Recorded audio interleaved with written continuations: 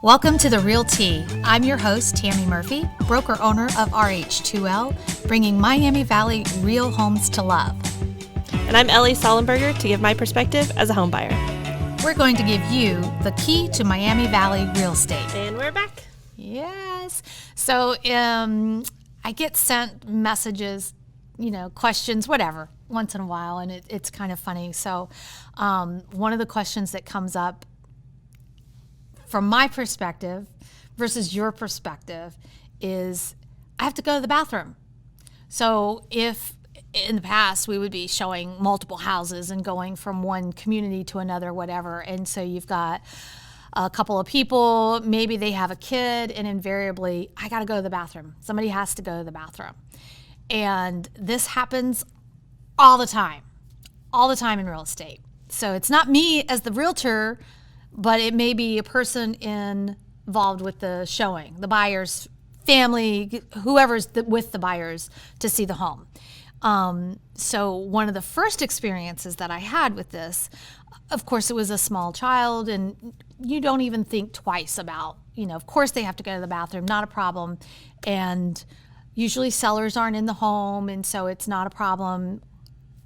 And the kids would go to the bathroom or whatever. Not a big deal.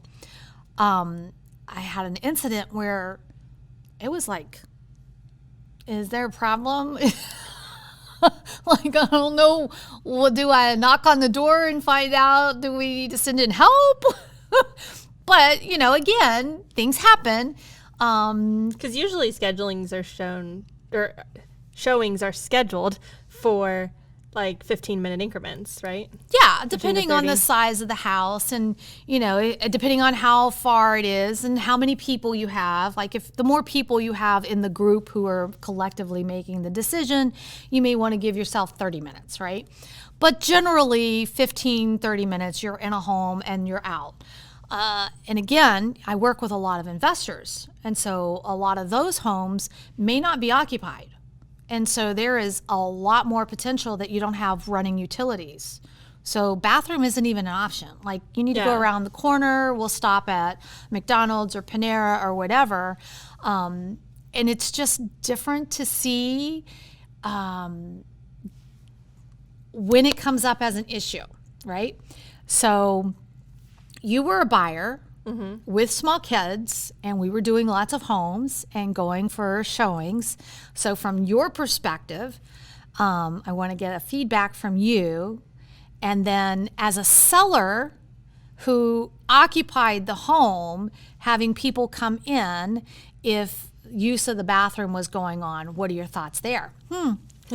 So I think that if you have to go, you have to go, but try not to blow it up. Like, if you're in an open house and there's a bunch of other people in there, don't go in there and lock the door. Like, at open houses, no way. I don't think that that's appropriate. But if it's just your private showing, especially if it's your child, let them go to the bathroom. Yeah. And as a seller, I wouldn't be offended if that happened to my home.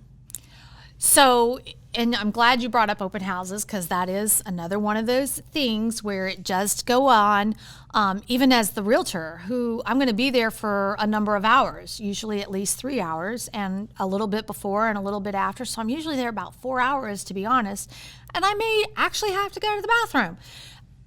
I will secure the house and lock it down. You just have to go. You want the privacy to be able to do it. You don't want to do that while people are going through the house, obviously, because they're going to look for me. You as the realtor is a little bit different because you have a relationship. You'd probably come over to our house if we had a party. And I would think that you would be able to use the bathroom. But I've had open houses where they had the utilities off. Oh, okay. And then that's a different story, because now you're having to, I'm sorry, but I need to go potty. So it's time to do an early break and put a sign on the door and I'll be back. And you understand life happens and situations are what it is, but you don't ever want to feel like it's taking advantage of the seller's personal space. Yeah. So in an open house, one of the things that we watch for is if somebody is coming through because if it's still occupied, you may have medicine cabinets, prescriptions, personals in drawers. And so you do monitor and pay attention to how long has that people been upstairs, and is there something I need to go check in on, right? But I think as the seller, it's a good idea to just have a box. And when you leave for your open house, you take all of your valuable jewelry, any guns, medicines, yeah. anything that could be behind a closed door that they could slip on their person as they leave. And, this has been a number of years that was the thing, is that you were being told as realtors to be weary of the person that comes in, appearing to come in as a couple, and one comes to you and talks with you while the other slips away. That was the tag team that was going on at the time, and that then the sellers would come home after a full day of the open house, and then they would find that personal items were missing, medicines out of the medicine cabinet. So I'm currently listening to, I believe it's Mike, the situation from Jersey Shore, and he talks about when he had his drug habit, and he says in the book that he would go to open houses, and get them. Yeah, that's just and get crazy. The narcotics. Just crazy. So not something that you would normally think, but I will say this, that you get to know your buyers pretty well if you have this relationship that's going on, and you understand. I want to say that it's more of a territorial marking of territory, which is so weird because I don't understand it.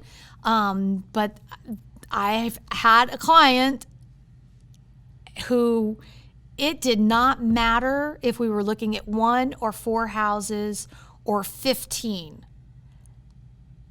every time we would go to the bathroom.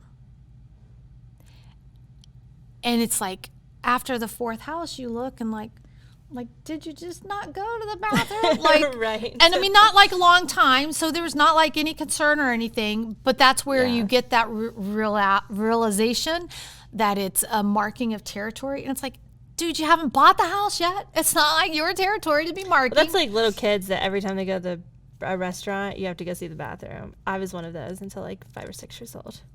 Not you. So Hudson gets it naturally. Right.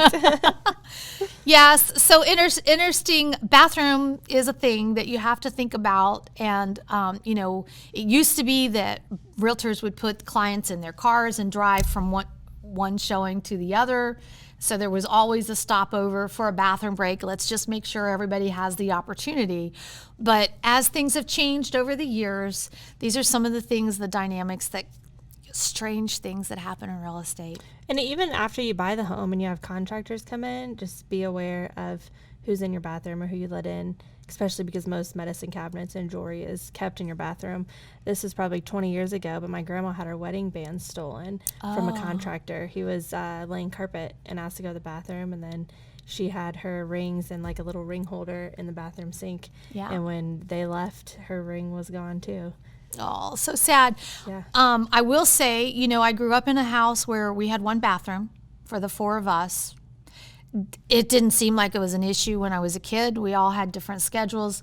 Now I have 3 sons. I would never just have one bathroom in my house. Right. Can we get a bathroom per person? I mean, I would almost ask for that. It's so funny. Hudson has named the bathrooms. Like, that one's mine, that one's his, that one's Ryman's. Do not use somebody else's bathroom. Yeah. We're like, buddy, it's like a half bath. Like, we're all using it while we're out here in the living room.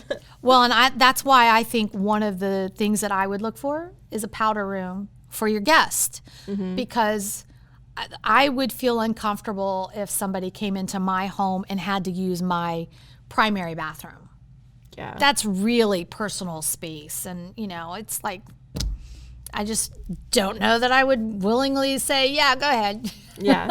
But having a powder room is kind of like the collective, anybody that needs to go, there you go. And it's always kept clean, hopefully. Yeah. It's a safe space for the bathroom break, but. Yeah. Anyway, that's our special on bathrooms. Thanks for joining us today on the Realty Podcast. If you enjoyed the knowledge and entertainment today, please subscribe and share with your friends. We will be embarking on a journey that bridges the gap between realtors and clients, uncovering the heart and tea of real estate.